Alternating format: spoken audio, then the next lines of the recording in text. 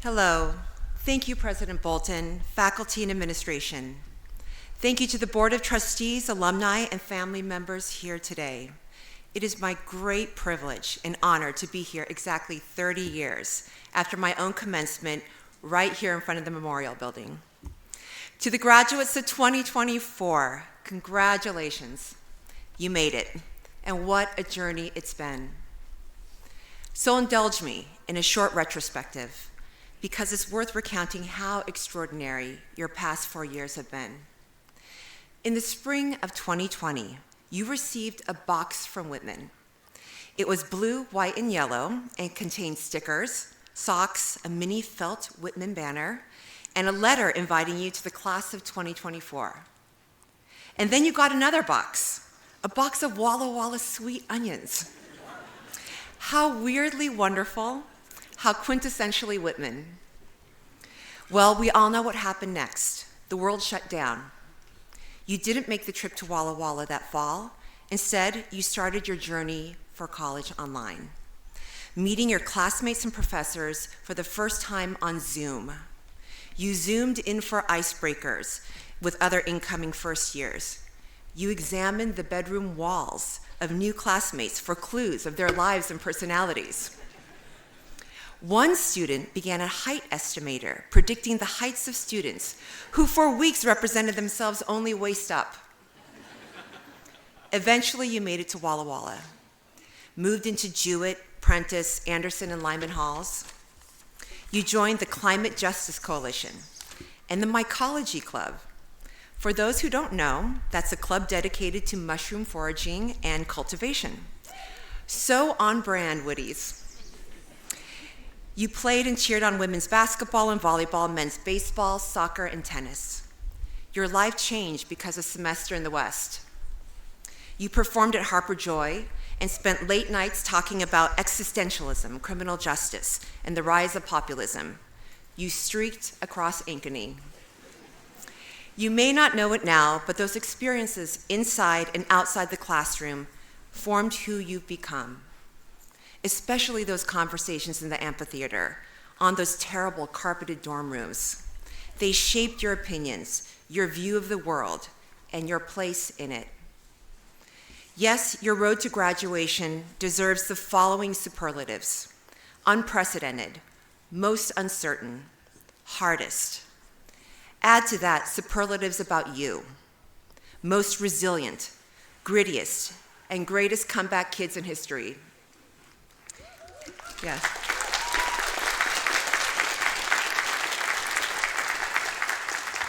It was far from certain that you'd be here today, and here you are. So please, elbow or fist bump the person next to you. Again, congratulations.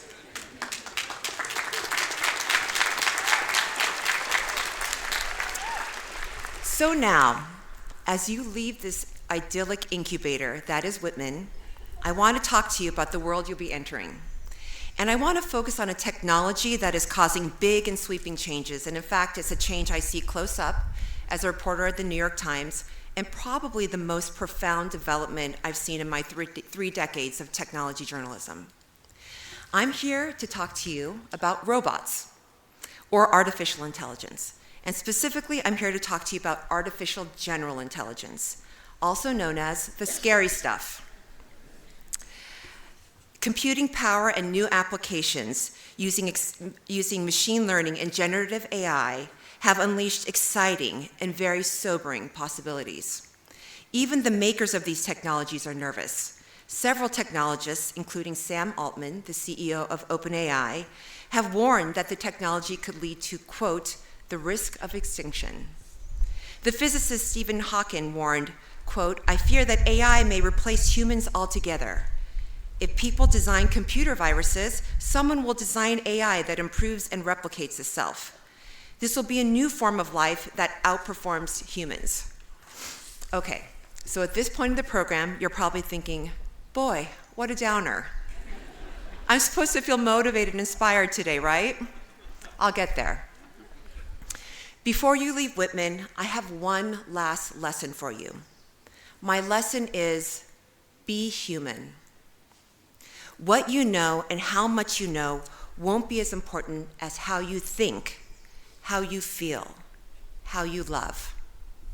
In fact, double down on your humanness, your mind, your gut, and your heart. Let's start with the mind. Here's the thing.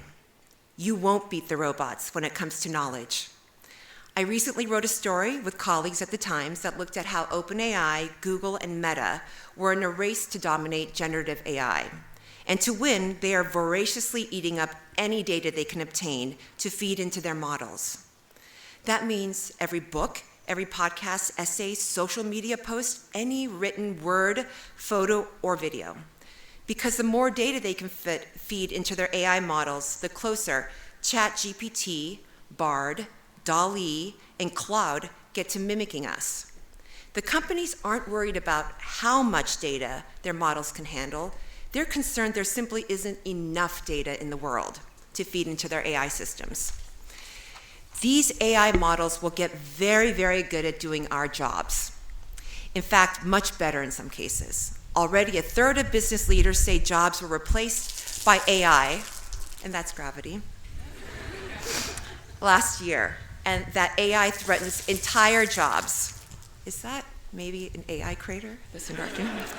And the AI threatens entire job categories like medicine, law, and even computer programming. But the human mind is much more expansive than this. So here's a lesson on the brain. What you know will not be as important as how you think.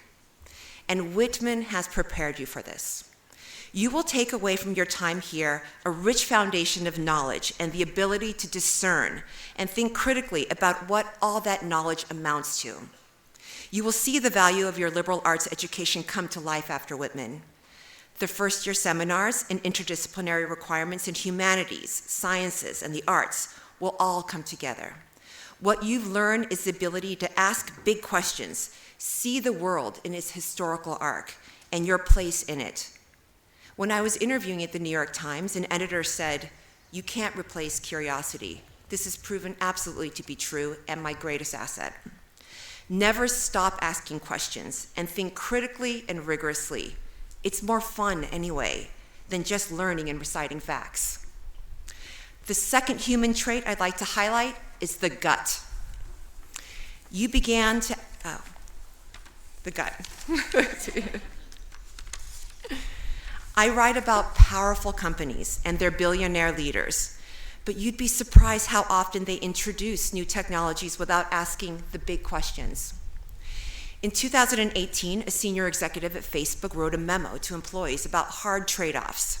The memo was called The Ugly, and it outlined how bullying, terrorist training, even genocide would be coordinated on the site. But the company believed so strongly in connecting the world that it understood terrible things would happen on the platform. As you can imagine, employees were outraged by this reasoning. They knew viscerally that such a calculus of business over the safety and well-being of people wasn't why they chose to work there. And right now, AI leaders are warning about the dangers of their technologies, but also saying they can't slow down. You will be faced with hard choices. The higher the stakes, the more complicated those choices may seem. Viktor Frankl, a Holocaust survivor and psychotherapist, said in his memoir, Man's Search for Meaning, quote, "Those who have a why have no problem finding a how." You began to ask that question here. The seeds were planted here. That why became clear for Rachel Husband, an environmental studies and biology major during semester in the West. She saw firsthand the effects of an environment under siege, and now she plans to dedicate her career to the environment. For Brandon Martinez Serrano, a politics and psychology major from San Salvador, El Salvador, the purpose-making experience at Whitman was attending Professor Clearfield's philosophy class at the Washington State Penitentiary, where he grappled with ethics and morality.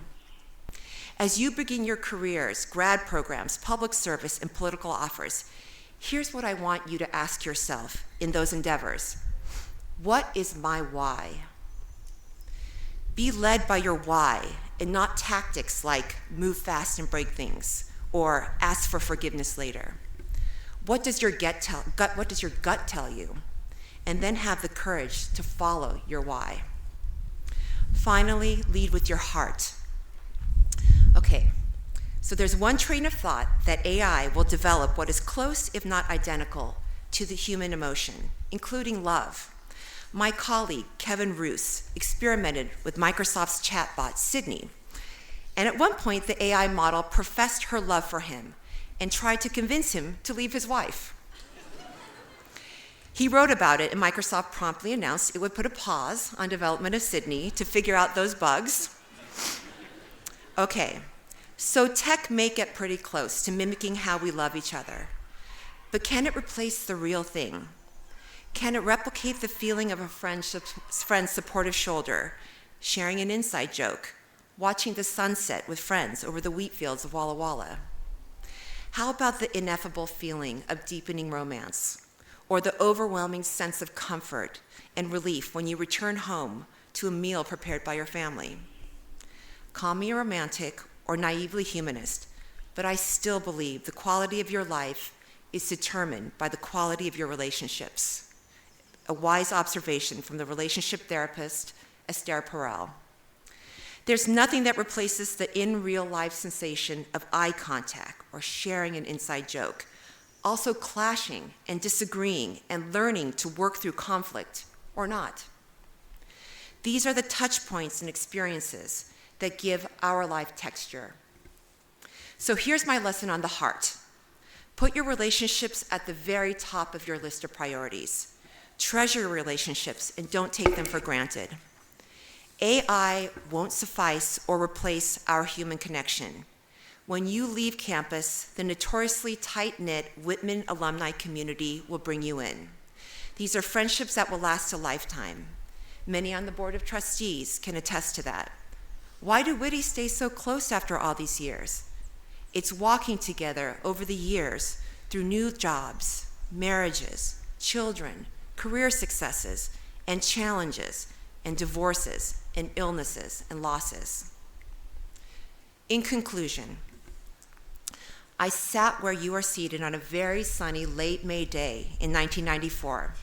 My parents, who are in the audience now, and my sisters, who are in the audience now today as well, sat where you, parents and guardians, are seated. I honestly cannot remember who spoke at my commencement. I might have had a hangover, but the details are fuzzy. I do remember feeling some anxiety about what would come next. I didn't have a job, a grad program waiting for me, nor much of a plan. But Whitman has proven to be my training ground for what I do today. As a journalist, every day, I ask questions, I analyze, I sort through lots of information, and I come up with a thesis, and then I write. I began this method of inquiry at Whitman and continue it today. No matter your major, no matter what you decide to do, you will take these same skills with you. Yes, there's a lot of uncertainty ahead of you. And like Dorothy, the lion, the Tin Man, and the Scarecrow, you will be searching for what you think are missing pieces of you, perhaps part of your heart, perhaps part of your mind, perhaps for courage. Eventually, you will see that you have all of those important pieces already. I am in awe of you, class of 2024, and your generation for standing up and speaking for your ideals. I look to future change makers like Casey Moulton, editor-in-chief of The Wire, a national debater, and the first generation of her family to graduate from college. When she received that Whitman box, she knew it was going to change her trajectory. For Angel Baikaketi, an economics major, her leadership roles for the Whitman African Student Association and Black Student Union and an internship in DC informed her decision to pursue a career that helps bring economic sustainability to sub-Saharan Africa. She will continue that journey at George Washington University this fall. You are challenging norms, even as many in my generation tell you that you don't know what you're talking about. even as many of my generation tell you not to speak out, even today, on campuses across the country, you are speaking, and I applaud you. Be bright lights of critical thinking in a sea of misinformation, champions of courage in the face of uncertainty, and ambassadors of love in a world hungering for connection and understanding. Being human is work. It's imperfect. It's not optimized, and there's no algorithm for it. So here's my homework assignment for you in the art of being human. Trust your mind, gut, and your heart. And some very practical advice. Go outside every single day. Look at the trees in the sky and feel the sun. And, take it from me, always wear sunscreen. Read more than you scroll. And read for fun. Read poetry. Call, don't text, your parents, friends, and siblings. Even better, see them in real life. And finally, find your why. Thank you so much.